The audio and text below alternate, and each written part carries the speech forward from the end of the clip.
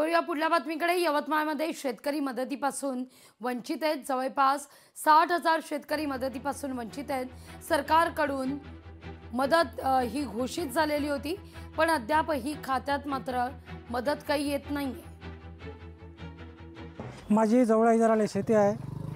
अतिवृष्टीमुळे पूर्ण होऊन गेलेली आहे। मी 15 दिवसापासून चक्रा मारत आहे। त्यांची ड्यूटी लागली म्हणते नगर परिषद इलेक्शनला, आणि आम्ही येतो, शेतकरी बांधव फिरतो, दिवसभर वाट पाहतो, पुन्हा आलो का लिंक नाही म्हणतात। तरी कृपया कलेक्टर साहेबांनी याच्यावर लक्ष देऊन शेतकऱ्यांना ताबडतोब न्याय द्यावा।